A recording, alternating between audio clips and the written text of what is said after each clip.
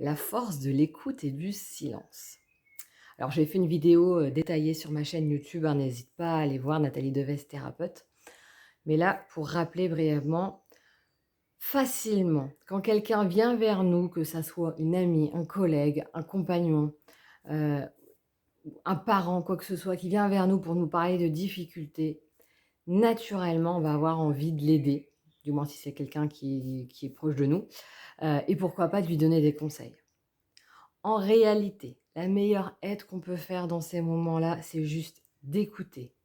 Écouter pleinement avec le cœur, c'est-à-dire sans jugement et avec bienveillance pour que la personne sente qu'elle peut dire finalement tout et n'importe quoi, ça sera accueilli, qu'il n'y a pas de jugement et qu'elle ne sera pas rejetée par rapport à ce qu'elle dit.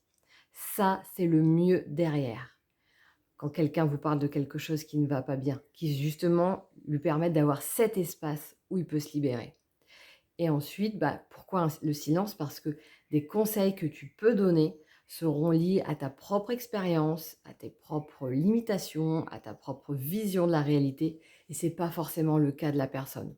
Donc sauf si elle te le demande et dans ce cas-là, tu peux lui dire certaines choses mais avec des guillemets, c'est-à-dire en lui disant bien qu'elle prend uniquement ce qui vibre en elle et que le reste, elle le laisse de côté parce que c'est ta perception actuelle. Là, tu peux éventuellement lui donner, peut-être certains conseils, si ça peut l'aider, elle, à continuer à avancer.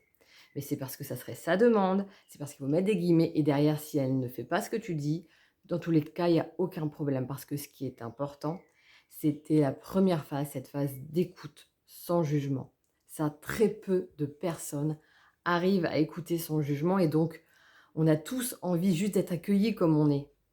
L'idéal étant qu'on apprenne à le faire nous-mêmes, mais déjà en attendant, on peut essayer de le faire avec les personnes qui nous sont proches et qu'on aime.